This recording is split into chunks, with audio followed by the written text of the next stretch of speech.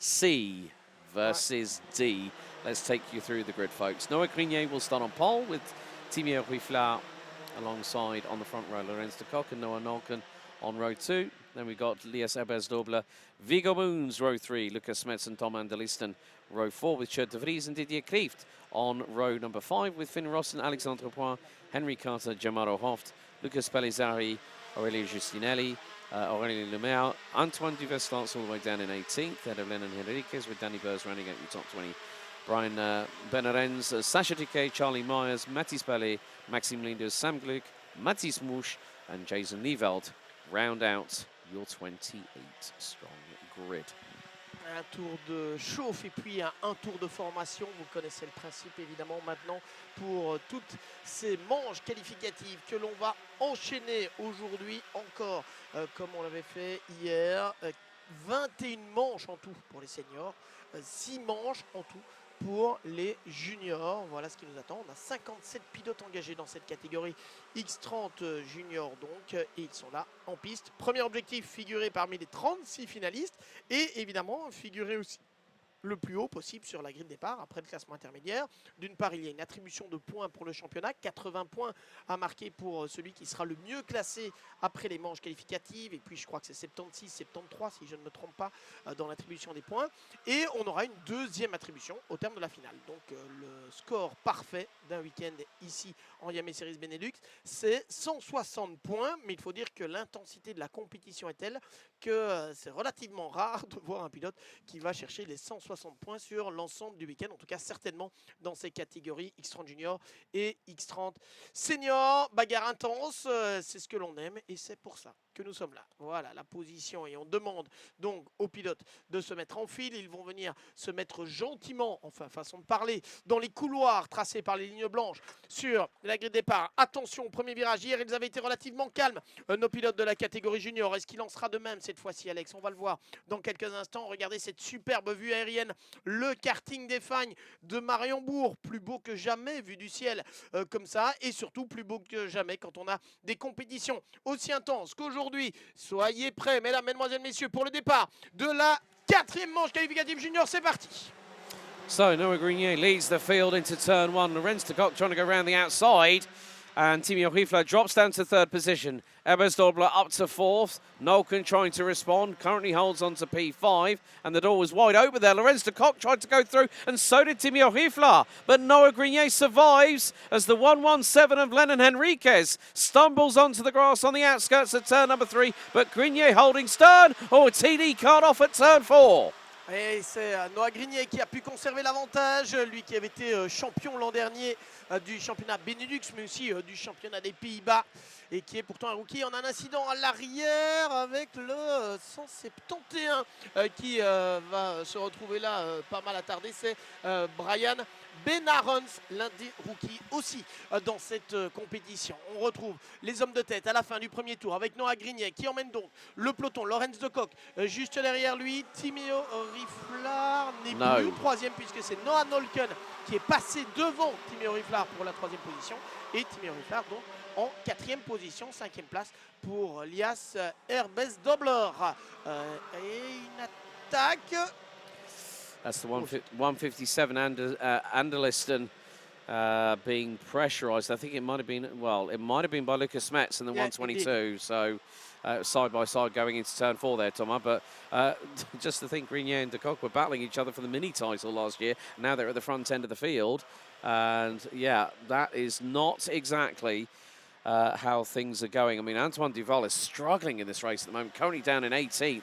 He did really well in his first heat yesterday, but oh, right, time penalty being issued, and it's the 198. Viggo Moons, 3 seconds for 2 wheels outside of the tram line, so broke formation before the red lights went out. But look at this top 5 at the moment. The quintet separated by half a second, and Grenier is, to probably everyone's surprise, including mine, still leading, but he was rapid as a mini driver. De Kock was also rapid as a mini driver, and they are leading. Oh, and there's Ebersdobler from the Simon Haupt Racing team going through on Timio Ruiflaar. That's the change for 4th. Game on. Ouais, quelle bagarre dans le top 5 avec Noah Grignet qui emmène toujours. Ça a changé à l'arrière de ce peloton puisque Lias Herbes Dobler est passé devant Timmy Oriflar pour la 4e position. Les 5 premiers là qui se sont bien échappés maintenant par rapport au reste du peloton. Noah Grignet impressionnant pour ses débuts dans cette catégorie X30 Junior. C'est un rookie, on vous le rappelle.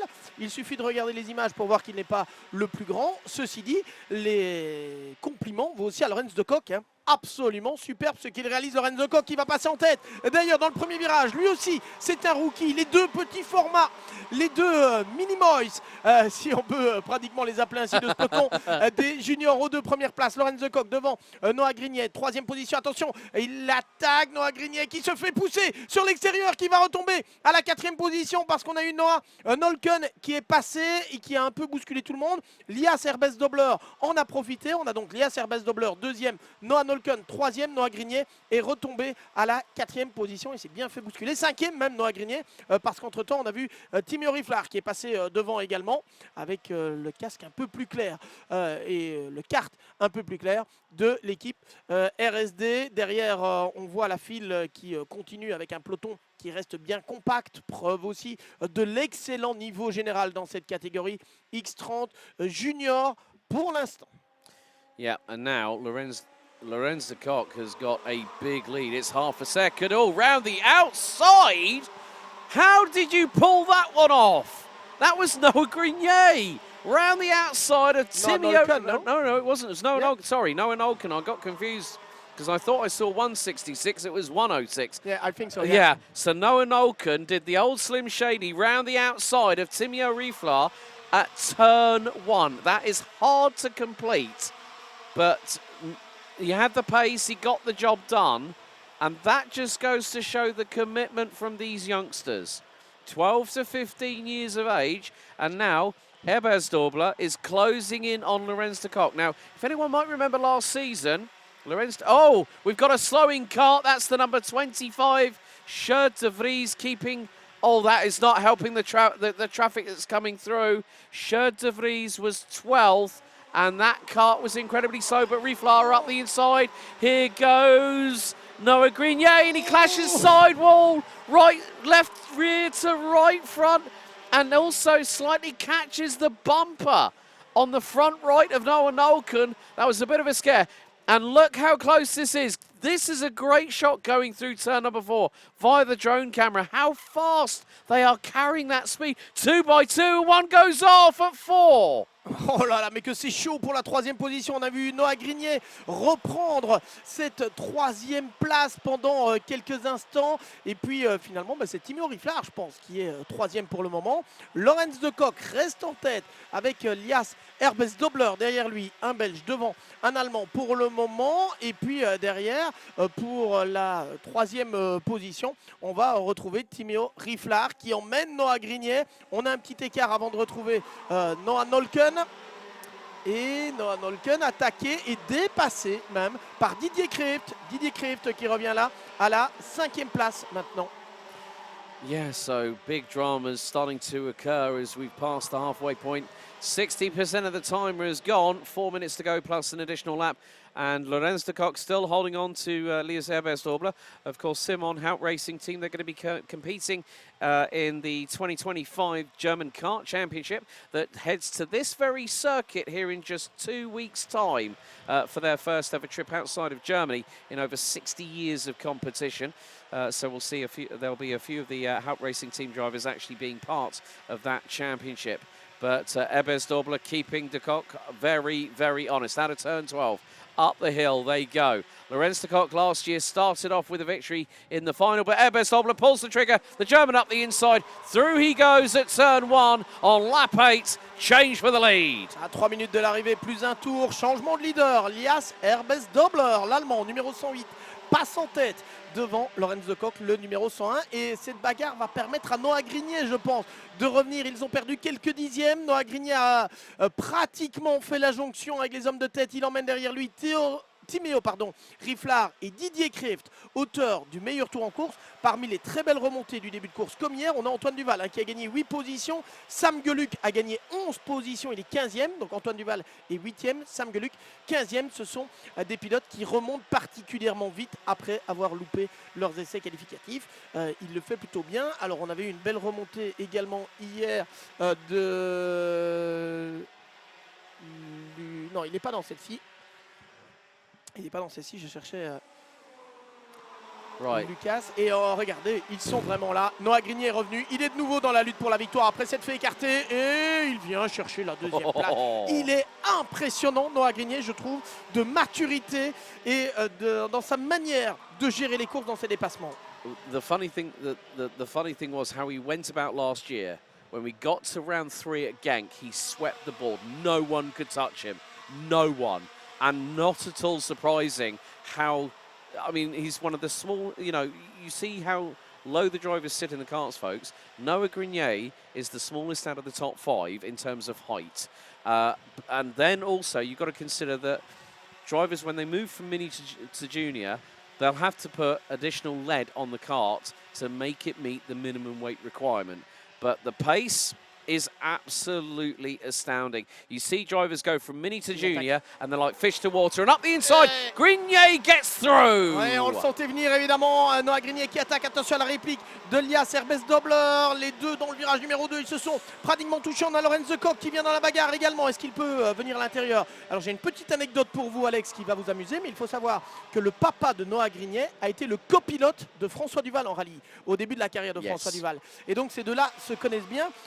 Alors Duval, justement, on en parlait, il est toujours 10e pour le moment, mais on retrouve les deux papas qui étaient dans une même voiture de rallye il y a 25 ans maintenant. C'est assez amusant puisqu'on retrouve désormais les deux fistons, mais en karting, dans cette catégorie X30 Junior. Noah Grigny qui a repris la tête et pourtant il avait été bousculé précédemment. Lias Herbes-Dobler en deuxième position. Troisième place pour Lorenz Coq, que l'on reconnaît bien avec son casque turquoise. Et puis on retrouve derrière Didier Kreeft qui a été particulièrement rapide. C'est d'ailleurs lui l'auteur du meilleur tour en course. Didier Kreeft, il est 4e. L'attaque de Lorenz Coq sur Herbes-Dobler pour prendre la deuxième position. Les deux jeunes rookies belges aux deux premières places. Superbe. Noah Grigny et Lorenz Coq, premier et deuxième. And Didier Kreeft has just made the move on Herbes-Dobler there. Exact. Didier Kreeft est passé aussi troisième. Bien vu.